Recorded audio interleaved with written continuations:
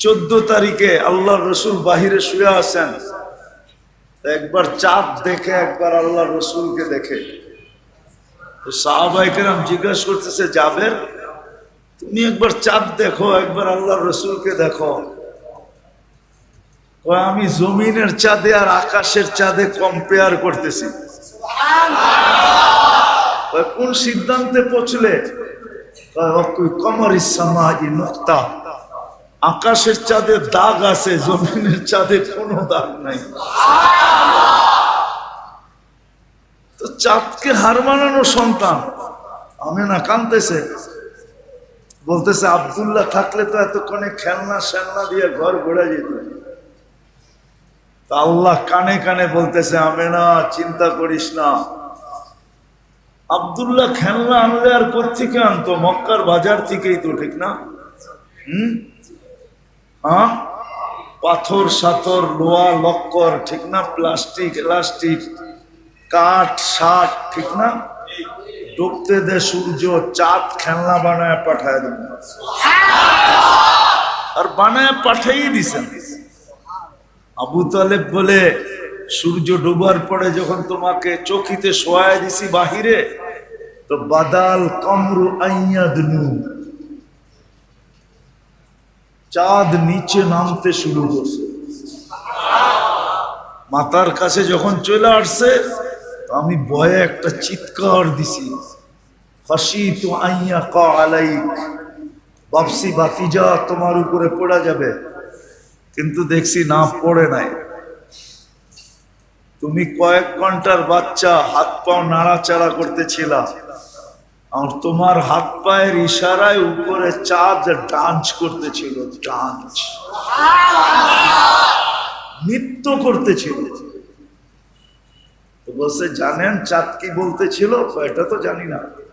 কান্নাল Camara ইউগান্নিনি ওয়া ইউহাকিনি, চাঁদ আমাকে ছন্দ শুনাইতেছিল আর কান্না থেকে বিরত রাখতেছিল। আমি কাঁদলে আম্মার কষ্ট হবে, এই জন্য আল্লাহ চাঁদকে আমার সাথে খেলনা বানায় পাঠায় দিছে। জন্ম নেয় যেদিন, তো কয়েক ঘন্টা পরে আমেনা কোলে নিয়ে কাঁদতেছিল।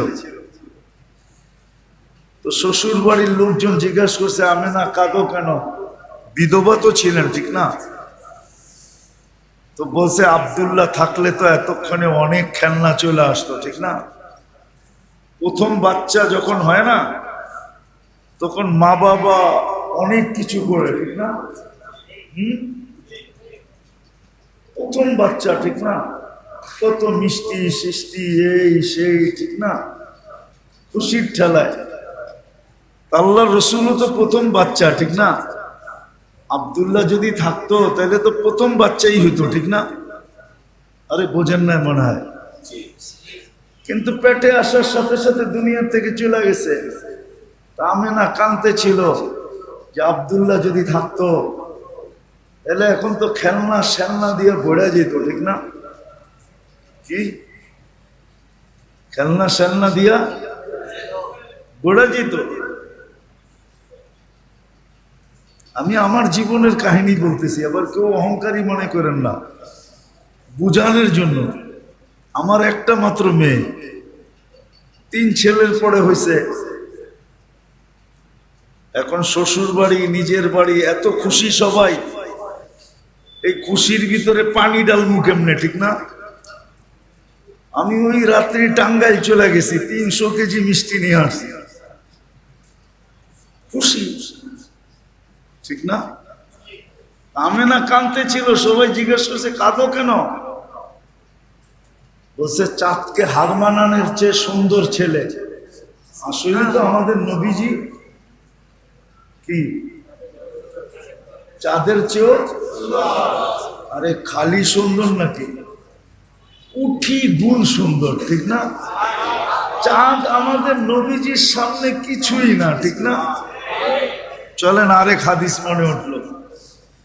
জাবের রাদিয়াল্লাহু তাআলা, যুবক চায় আমার যৌবনটা পছন্দ মতো হোক,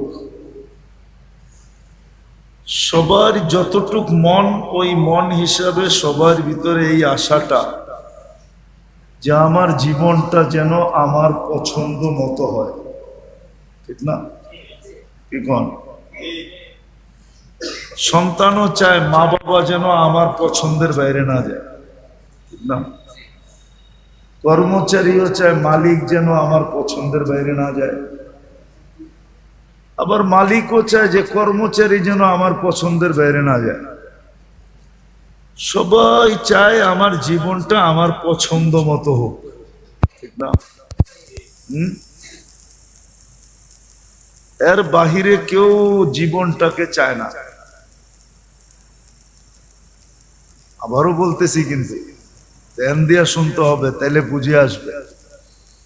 সবাই চায় আমার জীবনটা পছন্দ মতো, আমার পছন্দ মতো হোক।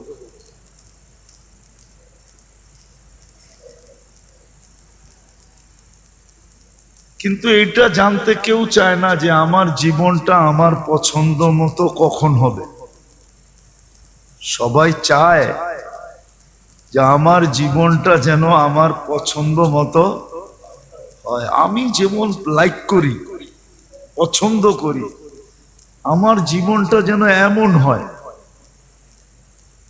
কিন্তু কেউ এটা জানতে চায় না যে আমার জীবনটা আমার পছন্দের কখন হবে। আমি যেমন পছন্দ করব, যেমন চাবো, আমার জীবনটা যেন এমনই হয়। এটা হবে কিভাবে, এটা কেউ জানতে চায় না।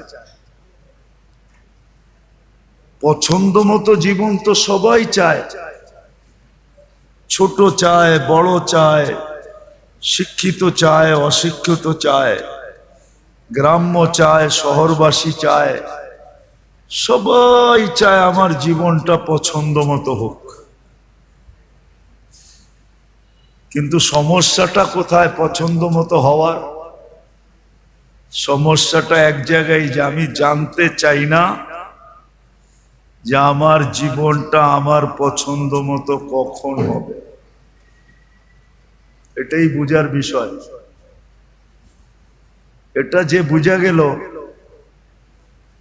আর যে ওইভাবে চলতে শুরু করলো, তার জীবনটা পছন্দের বাহিরে হবে না। আমি আগে একটা হাদিস দিতেছি। যিনি আমাদেরকে জীবনটা দিছেন, জীবনটা কিন্তু আমাদের নিজের না, কেউ আমাদেরকে দিছেন, ঠিক না?